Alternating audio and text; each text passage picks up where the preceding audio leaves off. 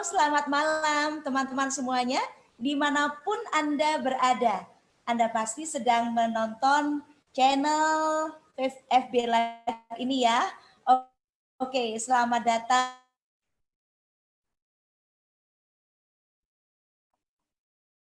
Semuanya masih di rumah saja, malam minggu begini kita pakai waktunya untuk hal yang bermanfaat.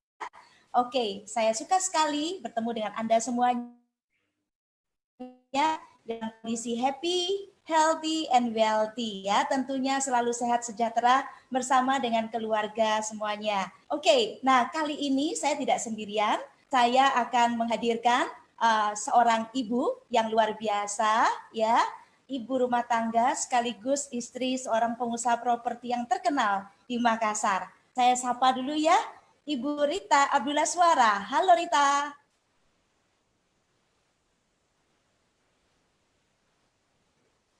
Oke, suaranya mungkin Halo Bu In, selamat malam Bu In.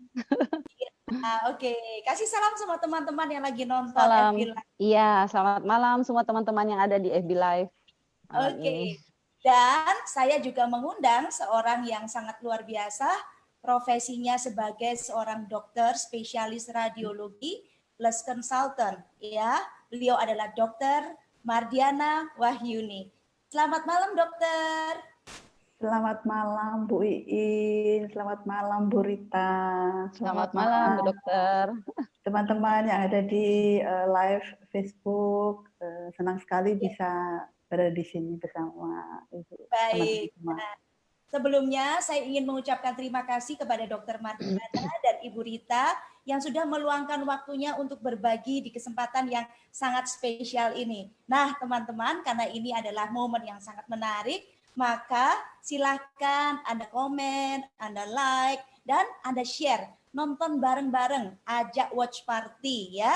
Karena infonya akan sangat luar biasa bermanfaat ya. Daripada diam-diam di rumah, kita isi dengan satu aktivitas yang bermanfaat ya. Dan pasti tentunya ada banyak sekali ilmu-ilmu yang baru untuk Anda semuanya. Kali ini topik kita sangat menarik, yaitu tahukah Anda gangguan MAH dan solusinya. Nah, bicara tentang gangguan MAH, ini merupakan satu penyakit ya atau gejala penyakit yang sudah sangat umum di Indonesia. Saya kemarin membaca datanya itu katanya adalah sekitar 150.000 orang yang menderita sakit MAH ini per tahunnya di Indonesia. Ada di antara mereka yang mengobat-obatin sendiri gitu ya, tetapi ada juga yang tidak diobati dengan benar secara medis dan tidak dilakukan satu pola hidup yang sehat, maka penyakit ini menjadi satu penyakit yang kronis dan dapat mematikan ya.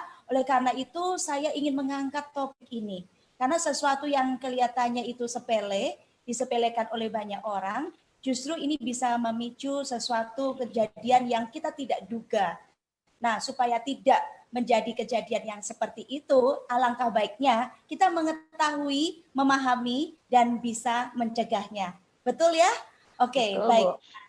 Saya akan pertama bertanya kepada Dr. Mardiana. Dok, bicara tentang gangguan MAH ini, sebetulnya apa ya penyakit MAH itu, Dok, dan gejala-gejalanya seperti apa, lalu penyebabnya itu bagaimana? Bisa dokter sharingkan, Dok?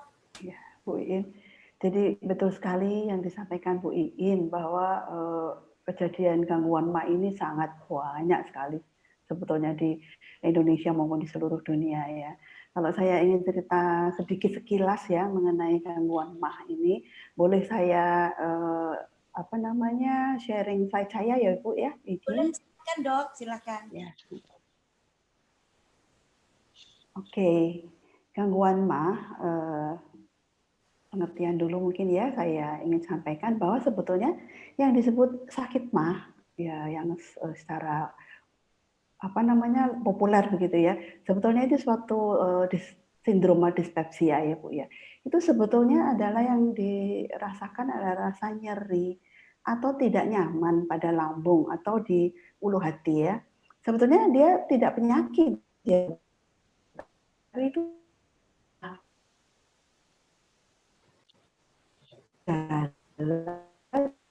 suatu penyakit. Kita kalau kita lihat di maka masuk ke dalam ini ruang rongga mulut, Suaranya masuk ke agak dalam putus. masuk ke dalam kerongkongan ya Bu ya. Kerongkongan ini kemudian masuk ke dalam lambung, ke dalam untuk dilakukan pencernaan di sini, pencernaan, kemudian masuk ke usus 12 jari, masuk ke dalam usus halus, kemudian diserap sari makanannya, kemudian dibuang melalui usus besar. Di sini dibutuhkan juga bantuan dari enzim-enzim yang keluar dari liver atau hati, juga empedu ya.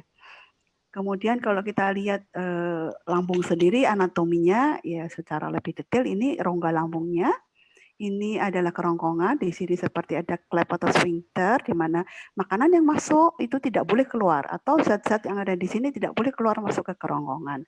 Kemudian ada sphincter lagi dari lambung, dia bisa keluar ke usus 12 jari atau duodenum ya. Disinilah ada keluar yang kita sebut secara umum sebagai asam lambung itu ya Bu ya. Di mana makanan dicernakan dengan bantuan enzim ya. Di situ ada lapisan mukosa yang fungsinya untuk penyerapan, kemudian juga ada dikeluarkan enzim-enzim dan juga cairan mukus untuk melindungi permukaan lambung sendiri, kemudian juga asam lambung, asam lambung, NaCl, KCl dan sebagainya. Kemudian lapisan mukosa ini berfungsi untuk perlindungan ya. Juga di situ ada otot polos yang fungsinya untuk mendorong makanan itu sebagai dari gerakan peristaltiknya, dan ada persarafan di situ simpatis dan parasimpatis. Yang tadi disebutkan asam lambung, dan kita bicara mengenai gangguan sakit MA atau dispepsi dan ininya yang disebut-sebut adalah asam lambung, sebenarnya itu cairan yang secara normal dihasilkan oleh lambung untuk fungsi pencernaan ya. Isinya ini sifatnya asam semua nih, Cl, KCl, NaCl. Fungsinya sebetulnya ada Bu untuk membunuh kuman yang masuk ke dalam lambung. Juga dia untuk bisa mengaktifkan enzim untuk mencerna protein ya. Namanya asam ya Bu, pH-nya sangat rendah sehingga dia hanya sebetulnya kondusif di daerah lambung saja. Dia nggak boleh keluar ke duodenum atau 12 jari atau kembali ke kerongkongan ya. Kemudian juga iya Ibu, jadi kalau ke kerongkongan udah tidak kondusif lagi di situ, dia akan menimbulkan suatu masalah di situ. Lambung juga menghasilkan cairan musin itu untuk melindungi mukosa, juga cairan yang sifatnya basah ya. Di sana dia kalau asamnya terlalu tinggi, dia bisa mengontrol keasaman sehingga tidak terlalu menyebabkan kerusakan di situ. Jadi pemicu dari dispepsi itu sebetulnya ada ya Bu ya. Kenapa bisa terjadi keluhan dispepsi atau gangguan MAH tersebut ya? Tadi seperti kita tahu bahwa sebetulnya Asam ada asam lambungnya naik ya. lambung, ya naik Ibu ya. Kemudian juga mukosa tadi, selaput lendir tadi teriritasi atau terpacu dengan negatif ya, terpengaruh ya, iritasi karena makanan tertentu yang sifatnya iritatif, misalnya terlalu pedas ya Bu ya, atau iya Ibu, minuman juga ya, misalnya seperti Soda ya. alkohol, ya kopi ya, yang mengandung soda terlalu tinggi ya, kemudian obat-obatan tertentu, rokok Ibu ya, rokok itu ya juga rokok. Kemudian juga ternyata diketahui juga bahwa rasa gangguan dispepsi atau gangguan MA itu juga karena ada kuman di situ yang disebut Helicobacter pylori ya. Jadi bisa dengan golongan infeksi ya Bu. Juga dengan pola makan ya. Kita kalau makan misalnya tergesa-gesa, kemudian dalam jumlah yang banyak sekaligus begitu ya. Kemudian setelah makan kita langsung baring tiduran begitu ya. Nggak boleh ya Dok ya? Nggak boleh. Jadi tadi yang masih di situ dia akan penuh balik ke atas Balik ke begitu ya. atas. Iya. Satu lagi Bu, pemacu dispepsi yang saat ini kelihatannya cukup besar itu kecemasan dan stres. Nah, ini Bu. Apalagi di masa pandemik begini ya Dok, pasti banyak yang stres ya. Betul Banyak Bu. Jadi iya. Jadi stres ini tentunya masyarakat semua kaitannya dengan infeksi virus COVID ini ya Bu. Baik pemerintah, kemudian juga masyarakat, kemudian juga tenaga kesehatan itu sebetulnya sangat-sangat takut ya Bu ya, stres karena kita tahu COVID penyakit ini tidak bisa terprediksi, kemudian tahu-tahu saja kita bisa terkena begitu ya. Nah itu stresnya luar biasa. Kemudian kecemasan karena kita terdampak secara ekonomi atau pekerjaan atau finansial di masa pandemi ini ya. Terutama juga kecemasan ini kita bisa melanda orang-orang tertentu ya Bu. Gitu. Kenapa orang-orang tertentu bisa lebih merasa cemas daripada yang lain begitu? Ada kaitannya dengan kepribadian seseorang ya Dok? Iya Bu. Jadi kita tahu kenapa kok Bapak kok tenang-tenang saja di masa COVID ini. Ada yang panik luar biasa, yaitu betul Bu Iin ada kecenderungan karena kita tahu ya, kalau ingat lagi manusia itu bisa dikelompokkan dari yang besar itu ada 2 kepribadian, tipe kepribadian A dan B, dan juga ada yang membagi menjadi 4 ya, C dan D. Kepribadian tipe A itu biasanya mereka suka bekerja itu keras, terpacu keras, bersaing, kemudian ingin menggapai sesuatu dengan cepat gitu ya. Ini pasti gampang stres ini orangnya. Iya, betul. Dia perfeksionis juga. Jadi kalau tidak tercapai apa yang ditargetkan, ya, dia kepingin mencapai langsung lambungnya bereaksi ya. Iya, langsung dia ini kan banyak Bu.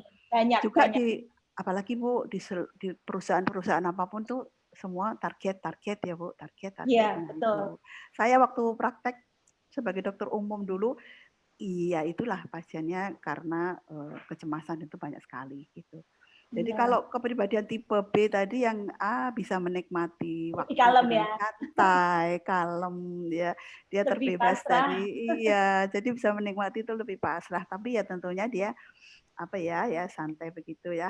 Iya.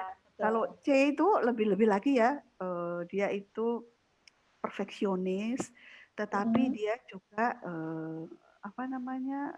pesimis juga, kemudian juga mudah sekali terkena stres karena dia juga tidak bisa. Segalanya dipikir ya Dok. Iya. Segalanya dijadikan pikiran.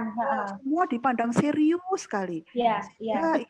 Semua tidak bisa dinikmati sehingga sangat-sangat bisa terkena stres. Jadi yang punya tipe kelihatannya kepribadian tipe A maupun C itu bahaya untuk kena stres. Stresnya tinggi ya. Iya, karena dia biasanya perfeksionis itu ya. Boleh dilanjut ya Bu Iin ya. Boleh, silahkan. Jadi tanda dan gejala dari dispepsi atau gangguan MAH itu banyak sekali yang dirasakan oleh teman-teman. Semua itu biasanya bisa saja nyeri waktu dia menelan ya. Nyeri di daerah dada, nyeri di daerah ulu hati. Kemudian kembung atau rasa mual, muntah. Juga makan sedikit bisa cepat merasakan penuh di lambung, nggak enak begitu. Jadi malas makan begitu ya.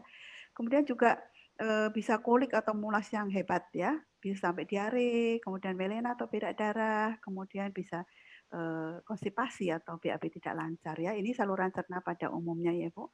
Kemudian untuk sindrom dispepsi sendiri itu yang biasanya gejalanya rasa panas di ulu hati, nyeri, tidak nyaman di ulu hati, kembung, mual, muntah.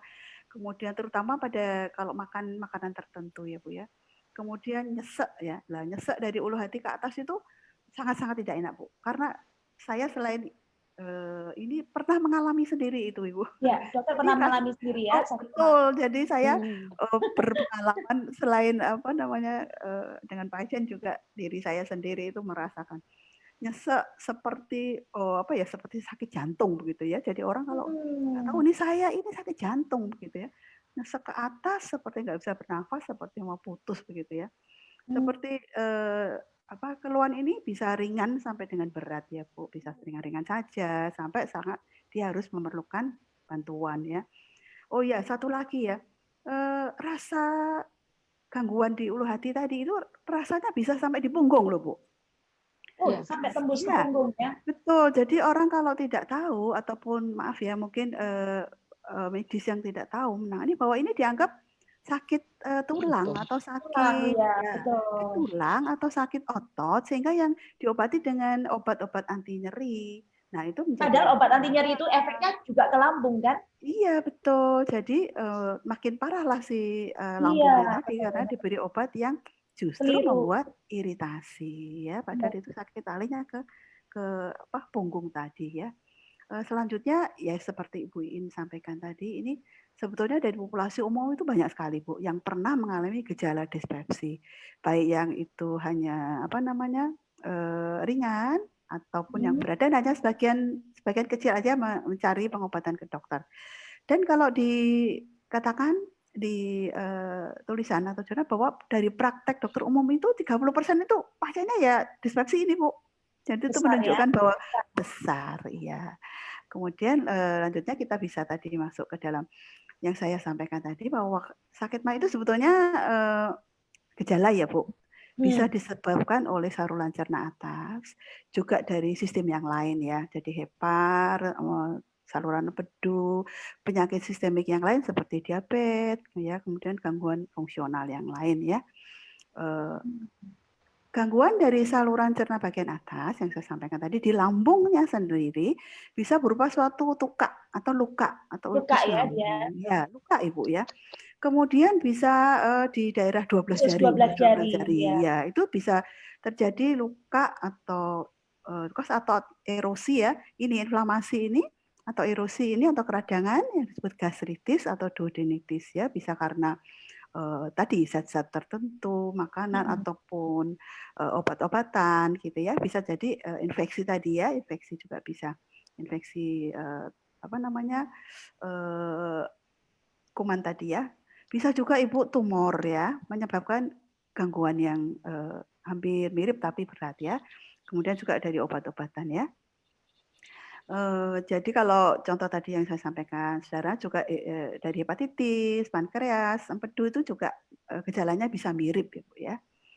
Kemudian kondisi umum diabetes, penyakit ginjal, penyakit jantung kongestif, bahkan kehamilan itu juga kalau kita nggak ini ya, orang hamil mengeluh sesek gitu ya, tentu saja iya karena sebagian besar rongga perutnya diisi oleh janin ya Bu ya, mestinya Ya, sesek betul. ya, betul ya Bu ya.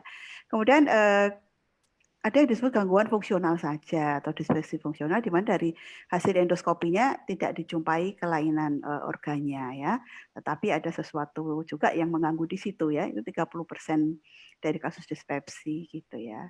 Boleh Jadi dilanjut Ibu? ya, Iya sebentar silakan Bu. Bu. Jadi Iya. berbagai penyakit itu tadi seperti kayak diabetes, kemudian jantung ataupun levernya gitu ya, itu Ya, bisa memberikan gejala yang juga merupakan mirip gejala sama. gitu ya. Ya, mirip Ibu gejalanya. Ya, Ya, ya. jadi ketika ada sesuatu gejala yang tambahan lain, pasti dokter bisa menengarai atau sudah mencurigakan bahwa itu bukan karena penyakit saluran cerna, tapi disebabkan oleh hal-hal lain. Ya, itu bisa Oke, ya. terdeteksi. Mungkin ya dari diagnosisnya tata laksana secara umum oleh seorang dokter biasanya dari historinya digali ya. Sebenarnya dari histori inilah sudah ketahuan bahwa ini tuh hanya dari lambung saja atau ada yang Hal penyakit yang yang lain. lain tadi ya Ibu. Juga dari apa namanya pemeriksaan fisik tentu saja menambahkan ya. Kemudian bila diperlukan ke dibutuhkan pemeriksaan dari laboratorium, kemudian pemeriksaan lanjutan, USG, radiologi maupun endoskopi, gitu ya. Ini kapan dilakukan endoskopi ya, gitu ya? Karena endoskopi itu kan juga pemeriksaan yang apa ya, cukup apa, mungkin agak apa ya, invasif sedikit lah ya, karena mungkin juga tidak sembarangan makanya dokter melakukan pemeriksaan endoskopi ya. Bila terdapat gejala dispepsi dengan simptom alarm simptom itu dokter akan memikirkan untuk diusulkan Endoskop. pemeriksaan endoskopi ya. Endoskopi itu dilakukan seperti di apa ya Bu, di Masukkan keker selang atau gitu ya. dimasukkan selang di mana Ya, ada kamera di ujungnya. ya. Sehingga dokter Saya akan pernah bisa. itu dong. Saya Pernah pernah ya Bu? pernah nggak enak Iya, banget rasanya. nggak enak ya. Ya, Ya, jadi simptom tadi misalnya ada sudah berat badannya turun, drastis. Oh, Kemudian ada anemia ya, iya, itu ya, muntahnya terlalu hebat ya, mulai ada muntah, ada darahnya atau BAB-nya ada kehitaman ya. Kemudian pada keluhan yang diobati tidak sembuh-sembuh ya, atau pada usia yang Iya. sudah sudah usianya sudah lanjut ya lanjut Bu ya. ya, di atas Ya, itu kan dicurigai kalau usia lanjut kan dicurigai angka keganasan itu juga beriringan dia lebih tinggi ya dibanding orang yang masih muda. Jadi ini alurnya. Jadi dispepsi biasanya diterapi dengan terapi yang umum ya. Kemudian kalau terapinya gagal atau kita ketahui tadi ada alarm simptom tadi, maka bisa dilanjutkan dengan pemeriksaan lanjutan ya, misalnya dari yang kurang invasif dulu USG misalnya ya, saya juga langsung endoskopi atau radiologi ya. Kalau dari endoskopi sudah ketahuan ada apa di dalam situ, misalnya tukak ya, pasti penanganannya akan beda dengan hanya gastritis yang ringan, begitu ya. Makanya diberi lanjutnya. Tetapi sebagian besar juga malah tidak ditemukan apa-apa, tidak teridentifikasi apa-apa pada pemeriksaan endoskopi ya. Itu yang disebut dispepsi fungsional. fungsional. Ya, Oke. jadi hanya fungsional saja. Nah, ini Ibu kalau saya diperbolehkan saya memperlihatkan gambar Ini hasil hasil endoskopi ya, endoskopi. Dok? Ya, ini gastritis akut di mana permukaan lambungnya itu sudah ada erosi-erosinya ya. Kalau ini sudah tidak fungsional lagi karena sudah mulai ada erosi. Kalau ini sudah berlangsung lebih berat lagi, ini ada erosinya. Kalau ini masih akut, ini sudah ada erosi atau luka-luka lecet ya Bu ya. Iya, itu luka. Permukaannya lecet. Nah, Itu dinding kalau lebih lambung ya, Dok? iya, ini dinding lambung Lambung. ketika terlihat dengan kamera endoskopi tadi Bu. Iya, iya. Ya, kemudian kalau itu berlanjut, ini bisa terjadi tukak Ya. atau ulkus. Ini udah perlukaan yang lebih dalam dari hanya Hmm. lecet saja, lebih dalam. Dan Oh, yang ini yang paling serem Bu ya, iya kanker. ada kanker itu gambarannya di endoskopi juga terlihat. Karena erosi, tukak yang atau apapun yang iritasi kronis itu bisa mempunyai efek atau potensi untuk menjadi ganas atau kanker ya. Jadi ketika di endoskopi tidak terlihat apapun, maka dia masuk ke golongan dispepsi fungsional ya, di mana disebutkan ya, kenapa sebabnya secara pasti mungkin tidak bisa diketahui ya, bisa karena faktor hipersekresi asam lambung atau asam lambung meningkat, itu yang secara populer ya. Kemudian juga mukosanya sendiri itu hipersensitif terhadap asam, ya. Jadi orang lain kok tidak apa-apa, dia kok makan Dia kok berpengaruh. kecut, iya kok berpengaruh. Itu kan hipersensitif. Juga bisa ada infeksinya, bahwa infeksi itu dengan endoskopi tidak terlihat, tapi ada infeksi di situ yang menyebabkan rasa mual tadi ya. Kemudian juga karena gerakan dari lambung yang tidak benar ya, namanya dismotilitas. Jadi motilitinya tidak bagus ya. Bisa juga ambang rangsang nyeri terhadap distensi lambung. Jadi distensi itu pemekaran itu ya. Kalau diisi makanan kan dia akan mekar Mekar gitu ya. ya. Iya, ada yang diisi 2 piring nggak apa-apa ya. Ada yang baru seperempat piring udah penuh gitu ya. Itu karena ambang rangsangnya beda-beda Sanggupnya itu. berbeda. Ya. Betul. Jadi itu yang menyebabkan seseorang kok tenang-tenang saja, yang satu sudah menderita dispepsi gitu ya. Juga bisa persarafan ya, persarafannya yang terganggu gitu. Nah, satu ini juga besar sekali Bu, psikologis ya Bu. Tadi kaitannya dengan kecemasan tadi ya Bu. Stres tadi ya. Iya, kecemasan itu akan menyebabkan atau kelompok dari gangguan psikologis ini. Psikologis itu kalau kita cemas, rantainya itu ke arah produksi asam lambung yang meningkat. Jadi produksi asam lambungnya meningkat, ataupun karena kontraktilitas atau motilitas dari lambungnya terganggu.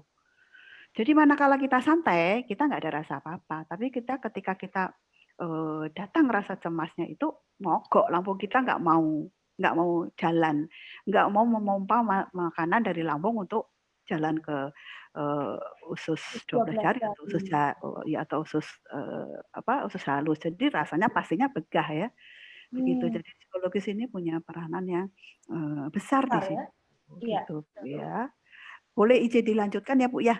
Ya, oke. Jadi lanjut ke tata laksana. Biasanya dokter akan setelah memeriksa akan mengelompokkan pasien itu dan diberikan terapi yang standar ya atau empirisnya ya, biasanya antasida. Antasida itu menetralkan asam yang berlebihan ya di dalam Kayak lambung. Milanta gitu, Dok? Ya, itu ada di situ juga Milanta. Jadi yang sifatnya basa ya, Bu ya. Kemudian ada obat-obatan yang menghambat reseptor H2 ya. Itu tujuannya menghambat sekresi asamnya supaya tidak berlebihan ya. Ini seperti ranitidin dan sebagainya ya. PPI itu juga proton pump inhibitor itu juga lebih canggih daripada yang sebelumnya ini ya. Itu juga menghambat sekresi. Kemudian prokinetik itu anti mual, anti mutah begitu, Bu. Kemudian sitoprotektor, ya ini seperti Impepsa atau obat-obat lain ya, atau golongan sukralfat lah nama ininya. Kalau bukan nama generiknya, nama generiknya sukralfat. Jadi dia melapisi asam permukaan lambung sehingga tidak mudah teriritasi dari zat-zat yang mengiritasi tadi. Juga di situ ada obat yang mengembalikan ke regenerasi sel tersebut ya. Antibiotik bila dicurigai ada infeksi Helicobacter tadi. Kemudian juga kalau ditengarai ada kecemasan diberikan anti cemas ya. Nah, ini merupakan suatu terapi yang tidak kalah penting, Bu. Biasanya ini bersamaan ya, Ibu ya. Jadi terapi obat itu biasanya tidak mudah berhasil atau tidak berhasil bila kita tidak barengi dengan terapi yang non medikamentosa ya. Iya. Jadi dimulai dari memperbaiki pola pikir kita ya, memperbaiki pola hidup, memperbaiki pola makan, juga memperbaiki asupan nutrisi kita ya. Pola pikir kita ya, Dok. Ya, kalau gimana? mau diomong sebentar, Dok. Sebetulnya kalau mau diomong justru yang pengobatan non medikamentosa ini, penerapan terapi ini yang justru menyelesaikan akarnya, akar masalahnya, betul ya? Betul. Kalau yang obat-obatan tadi itu hanya membunuh gejala saja kan, Dok? Betul. Jadi kan gini, Bu, seperti kita ketahui bahwa tadi dari angka-angka kejadian bahwa lebih besar keadaan dari hasil endoskopi itu tidak ditemukan sangat besar tidak ditemukan apa-apa kan, bahwa sebetulnya ya itu berarti kan sebetulnya lebih karena keadaan yang jadi banyak yang disfungsi fungsional saja kan, dan itu banyak dipengaruhi oleh hal-hal yang sebetulnya bisa dikendalikan dengan hal-hal ini ya, hal yang non medikamentosa begitu. Jadi kalau kita kebanyakan makan obat tanpa memperbaiki hal yang non medik ini ya kan percuma, Bu. Kita seperti berkersek-kersek obat, bertas-tas obat jadi sampah juga kita nanti ya. Betul ya. Betul. Jadi positive thinking, bersyukur, pasrah, ini sepertinya itu ya, Bu, hindari stres. Jadi kita mungkin belajar mencari solusi bagaimana kita dalam kondisi seperti ini tuh bisa lepas dari pasrah, kayaknya ya bukan pasrah menyerah ya, Bu, tetapi tetap mencari solusi seperti itu. Juga ini langsung memperbaiki pola hidup sehat ya, Bu ya. Jadi olahraga kan memperbaiki ini, Bu, peredaran darah di dalam tubuh, termasuk di dalam lambung kita ya. Jadi akan memperbaiki sel-selnya dengan baik. Tidur, istirahat cukup ya. Kemudian juga tadi karena memang di situ fungsi pola makan itu sangat besar ya. Jadi di sini kita perbaiki, kita cara makannya udah betul atau belum gitu kan. Makanya teratur ya. Kalau kita kalau sudah punya gangguan di dalam makan porsi yang normal ya porsinya dikecilkan gitu. Kecil tapi bolak-balik ya. Kalau biskuit itu ya diselingi dengan itu. Kemudian makanan yang iritatif ya. Secara umum makanan yang merangsang itu pedas ya, asam, kemudian yang berlemak ya. Kemudian juga yang mengandung gas ya. Kemudian kalau minuman ya kopi, alkohol ataupun yang soda ya. Jadi nggak boleh makan pedas-pedas ya, Dok, sebetulnya ya. Iya, sebetulnya betul. Tapi ini sifatnya individual sebetulnya, Bu Iin. Kalau yang saya pengalaman saya pada pasien atau ini sebetulnya individual. Ada yang makan sedikit tapi nggak apa-apa ya. Ya, ada yang makan apa namanya jeruk nggak apa. Tapi saya dulu makan jeruk walaupun manis, ya walaupun jeruknya keprok manis, langsung sakit ya. Tapi ya terus kemudian tinggi lemak ini, misalnya yang goreng-gorengan gitu ya, yang sate yang ada lemaknya enak itu ya, itu biasanya sulit dicerna. Kemudian yang mengandung gas itu misalnya kubis ya, kol ya, kadang-kadang ada yang nggak tahan makan ini, makan mie ataupun ya misoa ya, mie itu ada yang nggak tahan ya. Jadi masing-masing orang biasanya individual ya. Seperti ketan, kemudian nangka muda sayur itu biasanya juga banyak keluhan. Nah, yang tidak boleh atau tidak boleh dilupakan yaitu asupan kualitas nutrisi kita itu yang harus diperhatikan juga, Ibu. Jadi sudah makannya sedikit, kalau itu tidak bernilai kualitas nutrisi, ya. Iya. Jadi itu harus diperhatikan apa yang masuk ke dalam tubuh kita yang berfungsi bisa memperbaiki sel-sel kita ya. Ini mungkin saya boleh tambahkan satu hal lagi mengenai sel ya. Sel seluruh tubuh kita itu kan unit terkecilnya itu disebut sel ya, Bu ya. Betul. Ya, sel-sel itu mempunyai fungsi tertentu dikelompokkan sehingga dia bisa dengan fungsi tertentu dia bisa merupakan suatu organ ya. Dikelompokkan kan fungsinya ini bersama-sama menjadi membentuk suatu organ tertentu ya. Sel ini puji Tuhan ya, alhamdulillah itu dikaruniai oleh Tuhan dari sananya itu mempunyai kemampuan untuk memperbaiki dirinya sendiri sebetulnya. Wow. Jadi ya di dalam sel itu kan terdiri dari cairan sel dan inti selnya ya. Di dalam inti selnya itu ada yang disebut DNA. Di situ salah satu kaki DNA-nya itu punya fungsi untuk memperbaiki. Jadi kalau ada kerusakan dari sel itu, misalnya dari polutan dari udara, misalnya kan udara kita kan udah seperti kotor seperti ini ya, Bu. Ya, kemudian dari infeksi juga, kemudian dari radiasi ataupun hal-hal lain yang mulai merusak sel tubuh kita, itu sebetulnya dia punya kemampuan nih untuk mengusir, memperbaiki itu semua sehingga kita akan kembali kepada sel yang baik lagi, sel normal ya. Tetapi kemampuan regenerasi sel itu juga tergantung ya. Dia akan menurun ya. Kalau alamiah misalnya disebabkan karena faktor usia misalnya, itu alamiah lah ya, kemampuan kita sudah dengan usia menurun ya. Itu pun individual, usia yang dijaga dengan baik ininya sama yang dibiarkan dengan keadaan lingkungan ataupun makanan yang tidak bagus juga akan lebih jatuh dibanding yang dikawal dengan baik ya.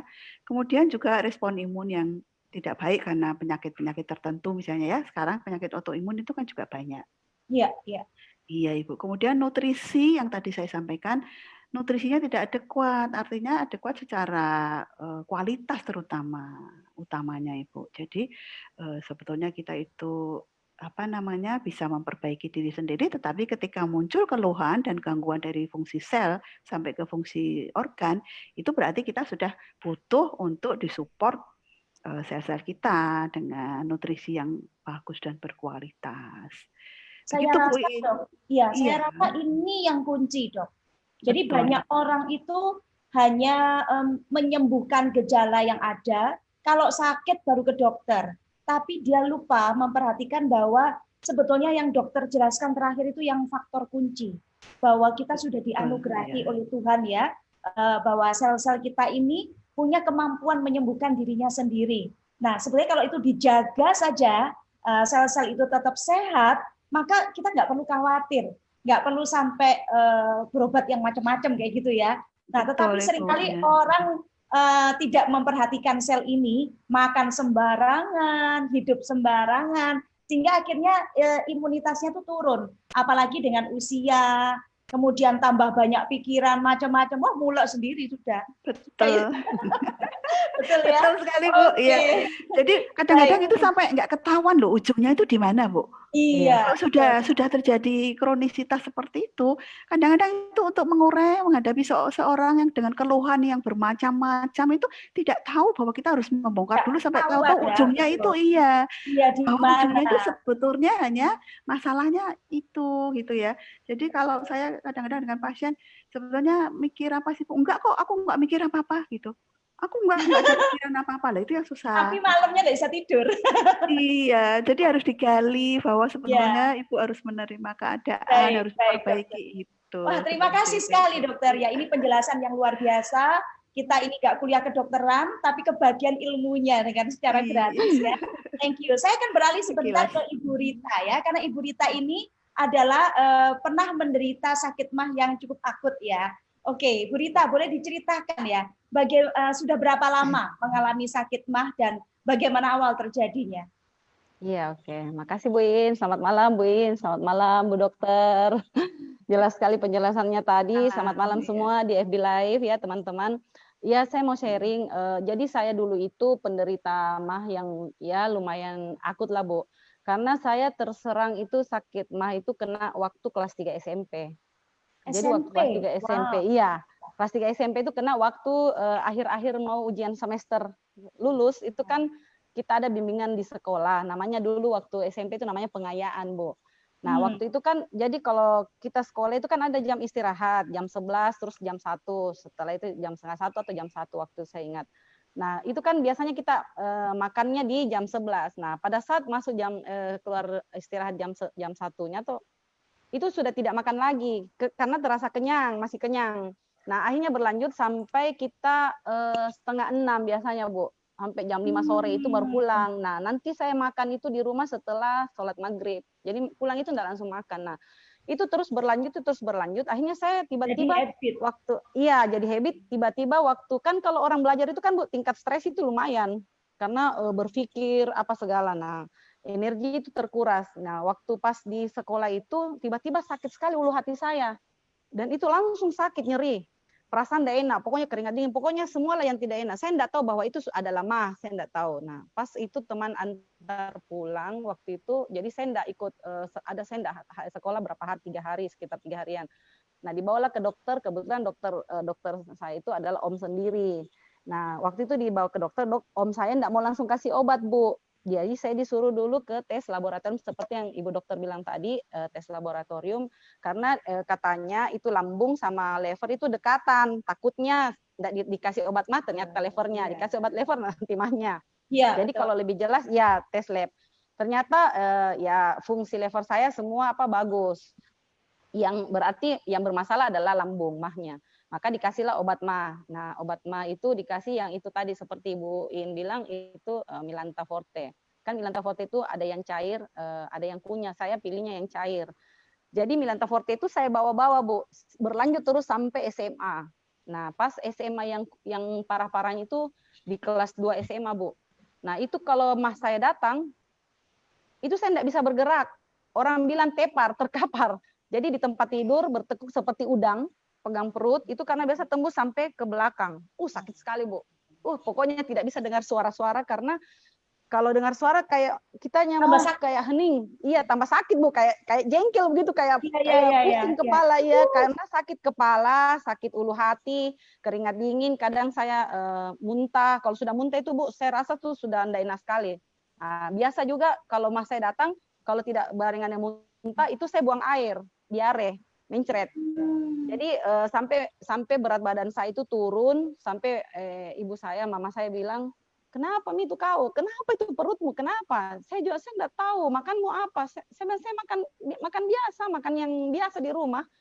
Nah, ternyata sampai berlanjut kelas 2 SMA, kelas 3, akhirnya yang parah itu, Bu, waktu saya kuliah. Jadi waktu kuliah tahun 97 itu saya pernah masuk rumah sakit. Nah, waktu muntah itu ada darah di muntah saya. Cuma saya tidak mau di endoskopi, Bu dokter, karena takut lah begitu. Saya bilang pokoknya saya tidak mau. Iya. Jadi akhirnya waktu itu obat saya diganti karena mungkin Milanta itu sudah resisten sama saya. Jadi saya lama loh minum Milanta itu. Jadi digantinya ke Sanmak karena ditakutkan nanti berpengaruh ke jantung. Karena katanya kalau Sanmak itu aman karena dokter yang tangani saya itu istrinya juga kan menderita MAH, dia kebetulan istrinya ada jantung, itu dikasih obatnya Sanmak. Jadi cocok. Jadi saya dikasih itu. Jadi saya itu setiap pergi kuliah pasti ada di kantong saya itu tiga biji obat MAH. Berlanjut sampai akhirnya menikah. Terus itu yang tadi ibu dokter juga bilang hamil. Ya, sempat juga kambuh pada saat waktu hamil. Malah berat badan saya waktu gadis itu sekitar hanya sampai 44. Nah, yang ini kan sebenarnya belum bisa sampai 1 bulan kan itu sangat banget itu berpengaruh. Biasanya tahun 2010, jadi mahnya itu lebih sering kambuh. Saya itu dulu kebanyakan makan bubur, tidak boleh makan ubi goreng. Padahal itu kesukaan saya, Bu. Tidak boleh makan sukun, tidak boleh makan cot. Betul nggak boleh ya? Jadi cuma tidak boleh, Bu. Sudah sedikit makan yang tadi Ibu dokter bilang, kadang makan jeruk yang manis atau kadang makan yang lembek juga, masih tetap seberapa jam kemudian perutnya langsung nyeri, langsung sakit. Padahal orang kasar sukanya makan jeruk gitu. Iya, saya itu paling hobi, Bu. Makan pedas ya, Kalau makan lemak ya. Makan pedas. Saya orangnya kuat makan pedas, Bu. Jadi pada saat mahnya itu, pada saat saya kena mah itu saya hilangkan. Jadi nafsu makan saya kayak berkurang, Bu, karena enggak ada itu pedis-pedisnya. Nah, alhamdulillah saya bersyukur sekali sama Allah, sama FFG yang pertemukan saya dengan satu produk yang luar biasa yang saya bilang. Pada saat tahun 2010 itu saya bergabung di FFG, salah satu komunitas yang betul-betul membantu saya bagaimana membuat kontrol diri, bagaimana mental saya, mindset saya. Karena tadi salah satunya pemicu orang sakit mah itu kan karena stres, kecemasan. Ya, saya termasuk tipikal orang cepat stres sebenarnya, Bu. Kalau ada yang tidak betul tipe A.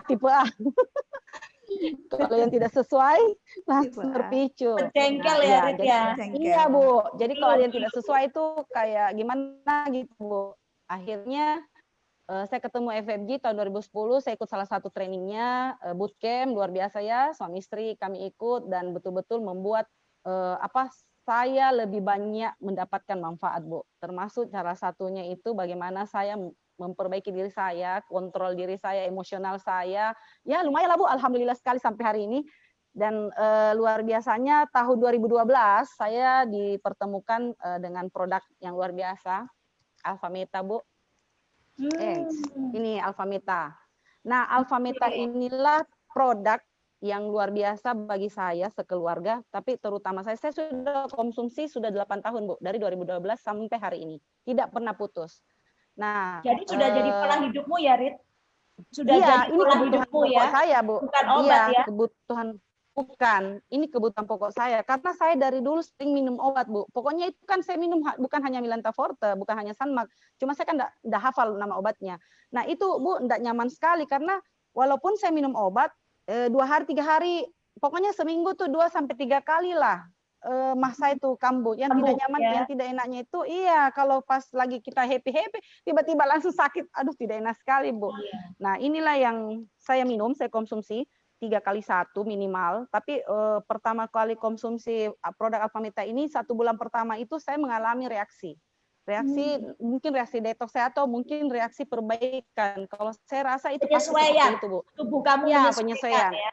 Iya, penyesuaian karena waktu pertama 1 minggu pertama saya minum itu nyeri perut saya, tapi tidak sampai saya tepar, Bu. Nyeri kayak ada yang menggigit di lambung. Tapi, mungkin sel-selnya lagi diperbaiki kali ya. Ya, diregenerasi, Bu, diperbaiki. Jadi saya pikirnya begini, aduh kenapa begini? Saya bertanya, yang kasih kenal bilang enggak apa-apa, minum saja. Itu mungkin reaksi memperbaiki, namanya saja kayak puzzle, kalau mau ditekan-tekan semua kan pasti ada reaksi. Ya. Saya minum 1 minggu pertama itu nyerinya ya lumayan, Bu. Minggu kedua sudah berkurang tapi masih nyeri. Cuma saya tidak terlalu meringis, tidak terlalu merasakan. Ya. Minggu ketiga mulai sedikit-sedikit. Ada, kadang tidak ada. Ada, kadang tidak ada. Minggu keempat sisa sekali-kali. Nah, pas masuk bulan kedua sudah tidak ada nyeri. Bahkan nafsu makan saya jadi lebih Bertambah. teratur. Iya, bertambahnya itu awal-awal, Bu, tapi di belakang-belakang itu dia kasih netral. Sampai sekarang itu saya kalau minum ini tidak terlalu mau makan, tapi saya makan juga. Jadi berat badan saya itu bagi saya ideal lah, Bu. Tidak Stabil gemuk, ya. tidak kurus. Iya, stabil. Nah, saya Oke. minum ini ke waktu biasanya kan saya bilang 1 minggu itu 2-3 kali saya kena sakit mah. Tapi yang saya kan tidak pikir seperti Ibu Mardiana, Ibu dokter bilang, tidak terpikirkan tiba-tiba mah itu datang atau tiba-tiba tidak ada sama sekali reaksi.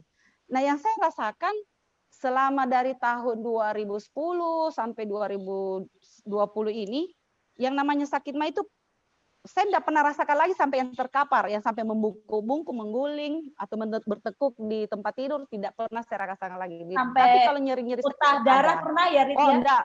Iya, pernah waktu masuk rumah sakit itu kan muntah, diinfus, muntah, pas muntah, itu muntahnya cuma air keluar, kadang kuning, itu ada darahnya sedikit. Saya lihat waktu suster bilang, dok, saya dengar, dok, ada darahnya. Jadi, tapi dokter tidak anjurkan juga untuk endoskopi. Enggak tahu. Sekarang sudah nggak pernah kenapa, lagi? Oh, tidak, Bu. Alhamdulillah. Paling kalau sedikit saya telat. Pernah, Bu, saya enggak makan jadi saya kan minum Alfameta pagi sebelum makan. Terus saya minum sedikit itu teh gitu, biskuit. Nanti saya makan itu sudah minum Alfameta lagi jam 12, saya makan itu jam 3 sore, nggak apa-apa kok, Bu. Tidak ada nyeri-nyeri, tidak. Rita? Mungkin bisa dijelaskan apa sebetulnya Alfameta itu? Ya, boleh teman-teman boleh lihat di layar. Saya akan jelaskan sedikit apa Alfameta itu. Oke. Jadi Alfameta itu adalah makanan pokok sel tubuh. Nah, bahannya itu dari kulit ari atau beras merah yang ekstraknya yang terbaik di dunia, yang dia diproses secara organik dan mikromolekul, secara alami, diproses secara alami dan menjadi lebih mikromolekul atau diproses secara teknologi nano, sehingga molekulnya itu sangat kecil. Dan Alfameta itu mengandung alpha PSP di dalamnya. Jadi 1 sendok yang kita konsumsi Alfameta itu sama dengan 10 kilo nutrisi beras merah yang ada di luar sana. 10 kilo, Rit. Iya, Bu. Jadi kalau minum 1 sendok itu sama kita konsumsi 10 kilo nutrisi beras merah di sana. Dan luar biasanya. Pilih 1 sendok, Rit. Iya, betul, Bu. Dan luar biasanya 1 sendok ini semuanya itu mengandung alpha PSP setiap butirnya, Bu. Dan itu penyerapannya sangat cepat karena setelah minum Alfameta itu 30 detik penyerapan dalam tubuh. Nah, bahan dasar polisakarida peptide itu mengandung bahan dasar makanan yang super yang menyediakan energi. Nah, dan itu bisa menjadi bahan baku untuk sel tubuh yang membuat tubuh kita menjadi lebih cepat proses penyembuhannya secara alami. Iya, Bu. Dan gambarnya ya, Rit, yang iya, Bu. Nah, sebentar. Iya. Sebentar. Coba yang tadi lagi. Ya, oke. Yang ini enggak yang ini tadi. Yang kedua, ya ini. Yang kuning itu ya, Rit, ya, alpha PSP. Oh iya. Ya. Jadi gambar yang ada bulat-bulat hijau itu, yang di kotak itu, yang warna hijau itu adalah beras yang lain atau makanan yang lain di luar dari alpha PSP. Kalau yang Alfameta. Jadi yang besar-besar molekulnya besar itu kan tidak bisa langsung diserap oleh sel-sel kita karena sel kita itu sangat kecil. Jadi otomatis pada saat yang besar itu kan butuh energi yang besar. Nah, kalau misalnya tidak ada yang mendorong, makanya dia akan mengambang di dalam darah kita, mengambang dan akhirnya membusuk. Nggak masuk ke sel. Ya, pada saat membusuk dia bisa menjadi kolesterol, bisa jadi diabetes. Nah, sementara yang orange itu, yang warna orange itu, yang kecil itu adalah alpha PSP. Yang masuk ke dalam sel tubuh itu karena dia dikemas secara teknologi nano, betul-betul secara molekulnya kecil sekali sesama dengan sel-sel kita, makanya penyerapannya cepat. Jadi dia kayak sonar itu cepat masuk dan cepat diserap oleh sel-sel kita. Makanya pada saat kita minum itu memberikan energi booster yang luar biasa, Bu, dan membuat kita menjadi lebih kayak spot nyerap air ya. Pada saat diserapin langsung tersap begitu. Ya. Oke. Iya. Nah, terus dengan adanya slide selanjutnya, jadi dengan adanya alpha PSP itu maka terjadilah yang namanya metabolic enzim. Nah, pada saat terjadi metabolic aging itu, maka dia memberikan produksi bioenergi atau bio-ATP, sehingga memungkinkan pengaturan metabolisme di dalam tubuh. Maksudnya seperti ini. Jadi alpha PSP itu memberikan enzim dan energi pada gardu sel. Jadi di dalam tubuh kita itu ada namanya kayak ATP itu seperti ibarat gardu, kayak gardu listrik. Nah, inti selnya itu. Jadi itu yang dikasih energi oleh enzim dan energi. Nah, pada saat enzim dan energi itulah yang membuat supaya tubuh kita menjadi lebih bagus. Nah, ternyata pada saat pengaturan metabolisme itu terjadilah fungsi sel itu ada 4. Jadi sel itu bisa seperti yang dijelaskan tadi Bu Dr. Mardiana, bisa terjadi detoksifikasi sel karena langsung ke sel itu dia keluarkan semua racun. Terus perbaikan sel. Jadi yang rusak-rusak itu diperbaiki sehingga pada saat dia perbaiki itu menjadi remaja lagi selnya. Makanya dia bisa meremajakan sel. Nah, pada saat remaja sel itu memproteksi. Jadi alpha PSP itu memproteksi sel. Nah, itu luar biasa sehingga jadi semuanya jadi apa namanya Bu, awet muda Bu, bisa awet muda karena kekuatan penyembuhan sel alami. Ini cocok dengan penjelasannya Dr. Mardiana tadi ya. Cocok sekali Bu. Ya, harus ada regenerasi sel. Ya. Iya betul kalau Bu. kita bisa menjaga fungsi sel ini bisa maksimal terus, maka nggak ada apa-apa dalam tubuh kita. Ya awet muda itu tadi, awet muda dan sehat, ya seperti itu. Oke. Karena bagi saya, betul Bu, karena bagi saya alpha meta ini juga sepertinya dia menekan stres saya juga Bu. Kalau misalnya habis minum itu kayak perasaan itu kayak gimana ya Bu ya, kayak tenang, tidak ada bagaimana kayak kita tidak dikasih berpikir yang keras begitu Bu. Iya. Iya, jadi bawaannya enak ya. Jadi karena kamu sejak minum alpha meta ini, maka sel-sel di dalam tubuhmu itu semua memperbaiki dirinya kan? Iya Bu. Sehingga alhamdulillah sudah tidak pernah lagi kambuh dan obatnya sekarang masih diminum nggak obat dokternya? Wah, sudah sejak saya kenal alpha meta tahun 2012 itu Bu, sejak awal-awal itu tidak pernah lagi saya minum obat dokter karena pada saat biasanya ada nyeri-nyeri itu saya minumnya per 3 jam Bu. Alpha meta itu 3 jam, 3 jam alpha metanya ya, alpha metanya. Iya, 3 jam alpha metanya. Dan sekarang alhamdulillah saya Bu, sekarang sudah semua saya makan sukun, makan ubi kayu, makan itu yang enak. Makan cabai. Menikmati itu yang enak. Iya. Iya, Bu. Alhamdulillah ya. Ya, terus bagaimana kamu mengontrol stres di dalam keluarga ini? Apa yang kamu lakukan? Kamu pakai terapi apa lagi? Iya, jadi selain produk alpha meta ini Bu, saya juga menggunakan Alphaspin. Kan produk ini sangat combine Bu.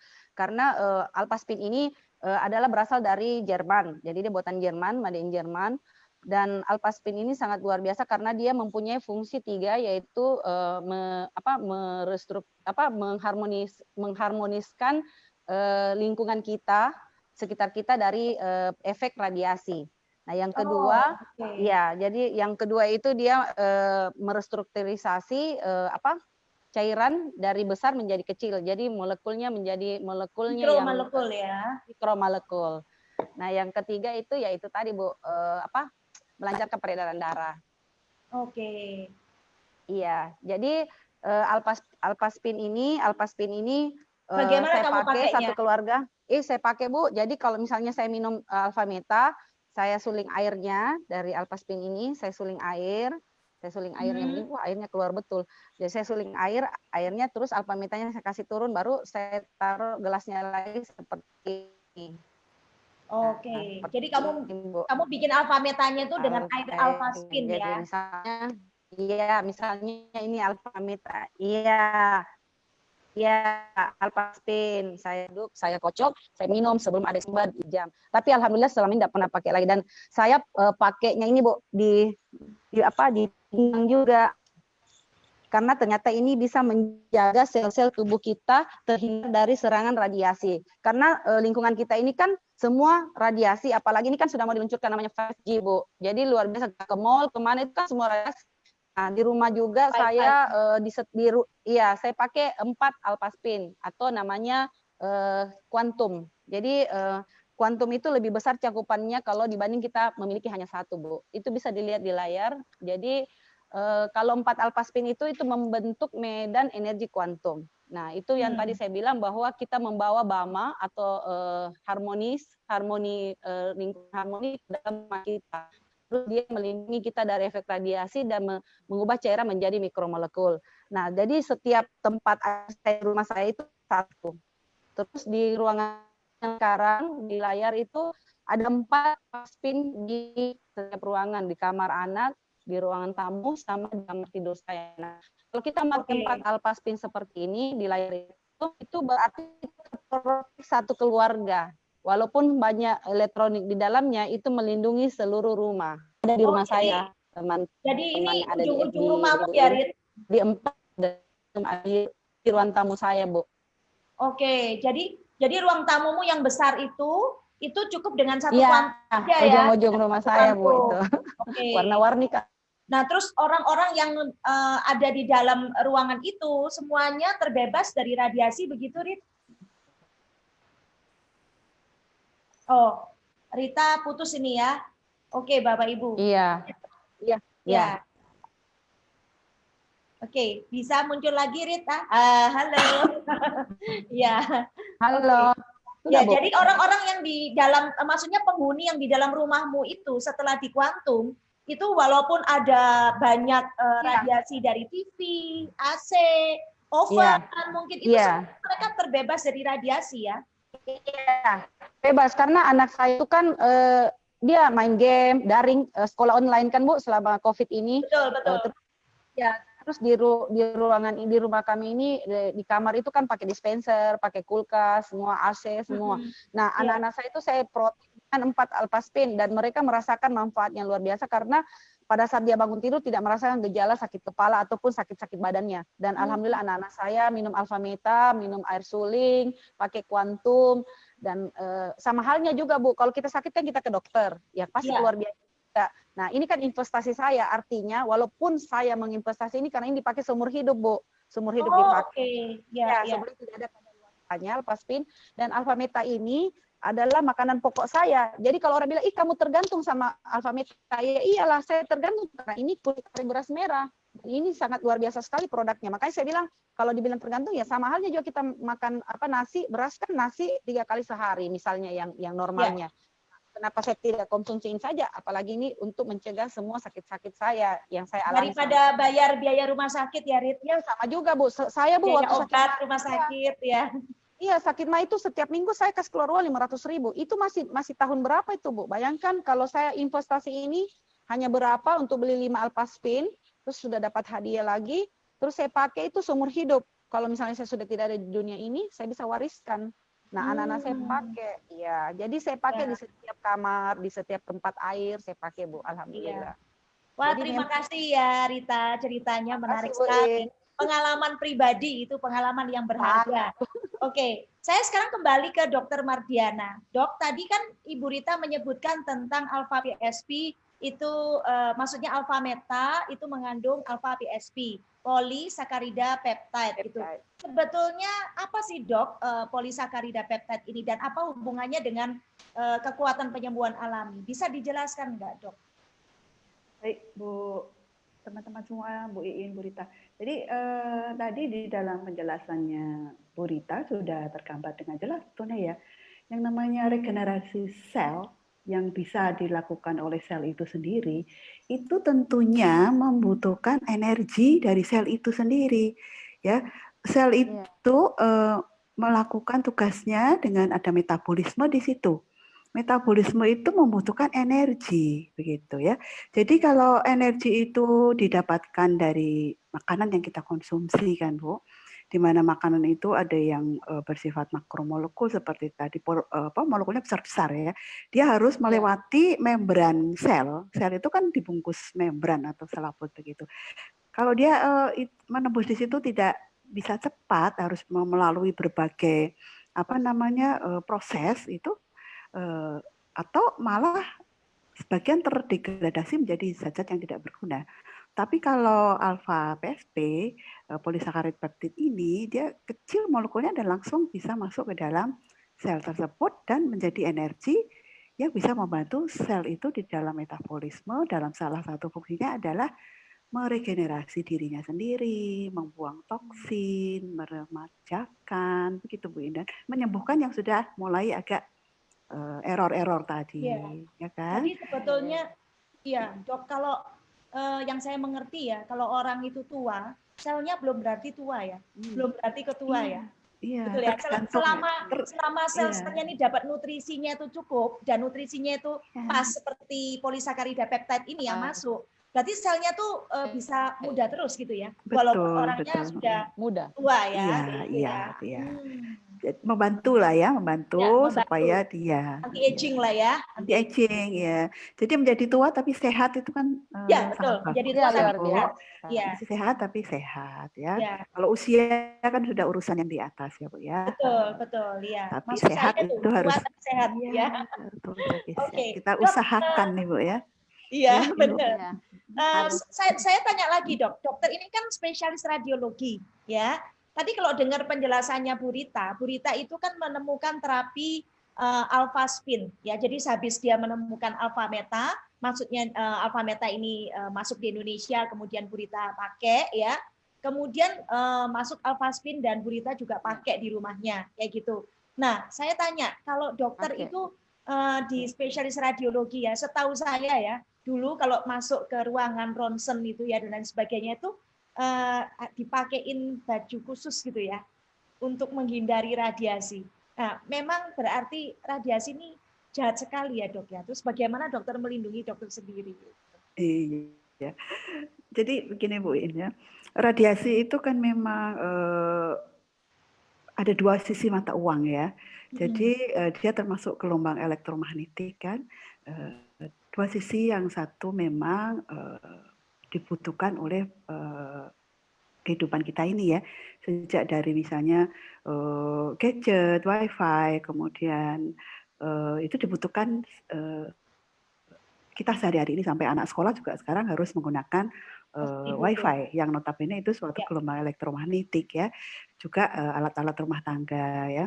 Terus ada lagi gelombang elektromagnetik yang energinya sangat tinggi, itu yang disebut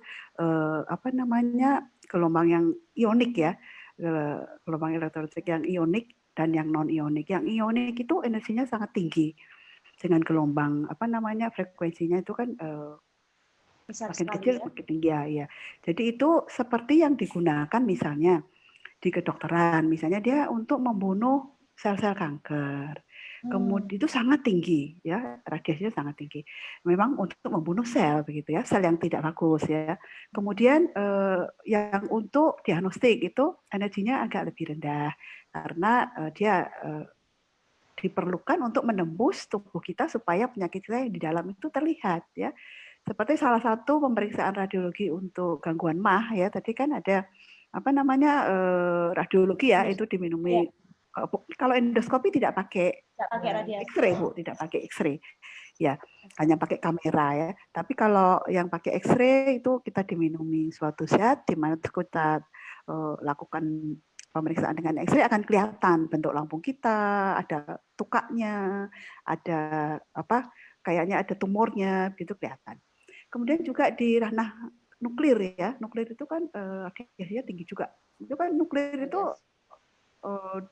digunakan untuk energi kan, untuk listrik, untuk reaktor itu tidak negatif saja ya, tapi manakala ada kebocoran luar biasa kan. Kemudian itu semua kenapa harus pakai pelindung kalau kita di dekat sana, kita tidak boleh memasuki wilayah daerah radiologi itu dengan sembarangan ya. Itu karena itu tadi sudah terbukti bahwa gelombang radiasi itu, apalagi yang ionik yang tinggi ininya, itu sudah terbukti akan merusak sel. Sel itu bisa rusak dengan radiasi itu tergantung kekuatannya, bisa merusak selnya sendiri sampai mati langsung, misalnya waktu digunakan untuk radioterapi membunuh sel-sel kanker gitu ya, itu selnya mati langsung. Atau bisa saja dia merusak hanya di DNA-nya saja. Jadi DNA kan komponen yang ada di dalam nukleus. Nah, kalau DNA itu rusak, itu bisa saja dia nanti matinya pelan-pelan, atau dia nanti malah berubah sifat. Kalau dia sembuhnya si rantai DNA itu tidak benar, dia menjadi berupa sifat, bisa menjadi sel cancer, ya, bisa menjadi, iya, bisa malah nanti diturunkan menjadi sel-sel yang menjadi mutasi begitu ya. Jadi keturunan kita nanti menjadi perkembangannya tidak bagus, ada cacat bawaan dan sebagainya, cacat jantung, cacat perkembangan otak gitu ya. Jadi radiasi sudah dibuktikan bahwa itu akan merusak sel ya. Jadi sel kalau dalamnya. Kemudian Bu Iin, jadi bagian-bagian organ kita itu yang sangat peka terhadap kerusakan radiasi itu ada tertentu Bu Iin ya. Jadi yang sedang bertumbuh biasanya. Jadi pada anak-anak di tempat yang sedang bermitosis atau berduplikasi ya. Anak-anak kan pertumbuhan tuh. Lempeng pertumbuhan di tulangnya, di otaknya itu sangat peka terhadap radiasi peterusan ya. Kemudian sel-sel benih ya, maksudnya itu ovarium atau indung telur atau sperma itu juga sangat peka terhadap radiasi ya. Ya, jadi kalau kita rusak itu kan jadi gangguan itu bisa menurun ke keturunan generasi kita selanjutnya. Bisa menjadi mandul juga bisa Bu. Jadi ada kemudian juga saraf ya. Saraf itu bisa sangat terganggu oleh gelombang elektromagnetik tadi. Jadi sangat dihindari, makanya bagaimana ini ya kebutuhan gelombang elektromagnetik saat ini, bagaimana kita mensiasati supaya kita dapat positifnya, dapat manfaatnya, tapi sedikit terlindungi dari dampak negatifnya. Itu yang harus kita usahakan Ibu Iin. Jadi tadi device atau alat yang dipakai Bu Rita tadi luar biasa kan Bu? Itu jadi kita bisa bisa melindungi melindungi kita dari frekuensi yang buruk itu tadi. Wah, luar biasa dokter, ini penjelasannya sangat bermanfaat sekali ya. Even saya pun sampai ter-amaze ya. Ternyata penting sekali loh. Jadi kita bersyukur banget ya kalau Bu Rita ini tadi sudah cerita tentang bagaimana dahsyatnya alfa meta dan kombinasi dengan alfa spin ya. Jadi alfa spin sendiri itu paling tidak bisa memproteksi sel-sel kita supaya nggak rusak, nggak berubah sifat ya, menjadi sel kanker. Dan itu sangat dibutuhkan untuk anak-anak ya, untuk semua orang lah ya, pada khususnya kalau lagi hamil itu harus dilindungin ya, seperti tadi dokter mengatakan ya. Oke, ya jadi teman-teman semuanya, ini saya kembalikan kepada Anda ya, karena hidup ini adalah pilihan. Ini kita nggak terasa ya Dok. Bu Rita sudah 1 jam ya, jadi kita saatnya berpamit dengan para pemirsa semuanya. Tapi sebelumnya saya ingin mengambil satu kesimpulan ya tentang gangguan MAH ya, bahwa gangguan MAH ini adalah sebetulnya bukan satu penyakit, tapi merupakan satu gejala yang kalau mau diambil secara red line-nya, benang merahnya itu adalah sebetulnya bagaimana kita menjaga pola hidup. Ya, pola hidup itu ada pola berpikir kita, pola makan kita, ya, dan juga bagaimana kita menanggulangi stres. Karena itu sebetulnya pemicu utama dari MAH. Ya, kita makan, ya usahakan kalau bisa jangan pedas-pedas, jangan asam-asam, minum jangan kafein, jangan yang bersoda, seperti itu. Nah, yang paling baik adalah mencegah daripada mengobati. Karena ternyata gangguan MAH itu nggak bisa disepelekan ya, karena kalau sudah akut ya kejadiannya seperti Bu Rita tadi, wah itu bahaya kayak begitu nggak enak banget ya, kita nggak bisa menikmati hidup. Kalau kita saksikan hari ini Bu Rita hidupnya udah nyaman banget, udah bisa menikmati makan segala macam ya. Iya Bu. Dan karena sudah mengganti pola hidup dengan alfa meta dan alfa spin. Alfa spin. Iya, hidup adalah pilihan. Jadi saya kembalikan kepada Anda, apapun yang Anda dengar, apapun yang akan Anda lakukan pasti berakibat ke masa depan Anda sendiri, dan tentunya Anda akan mengambil satu keputusan yang baik untuk hidup Anda dan orang-orang yang Anda cintai. Karena hidup ini hanya sekali, tapi sekali itu haruslah bermakna. Dan untuk itulah kita perlu menjaga selalu sehat. Oke? Stay home, stay healthy. Ya, selalu sehat dan salam sejahtera dari kami. Salam semangat dari Amin, kami. amin. Salam merah putih Merdeka. merdeka. Merdeka. Merdeka. Sebelumnya, Terima kasih Bu In. ya, Terima kasih Bu Terima Dok. kasih Bu In, Bu Rita, terima kasih sharingnya. Iya, Terima kasih. sama. Sama-sama. Oke, Udah sebelum kita tutup, teman semua. ya, sebelum kita tutup Ya, saya terima sebentar akan sharingkan acara-acara kita berikutnya karena kita punya komunitas ini sangat bervariasi. Ini ada satu topik tentang asam urat dan stroke ya, besok jam 11. Oh. Kemudian ada lagi jam 1 itu tentang anak ABK ya.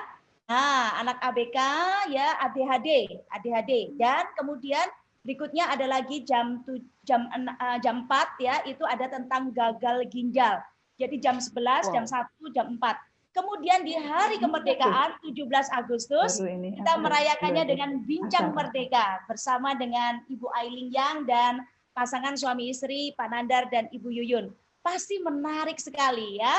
Jadi kali ini kita di rumah ya merayakan kemerdekaan Indonesia walaupun tidak bisa rame-rame berkumpul lomba-lomba. Oke, kita lakukanlah dengan satu aktivitas yang bermanfaat dan menarik. Tentunya sangat menginspirasi bagi kita semuanya.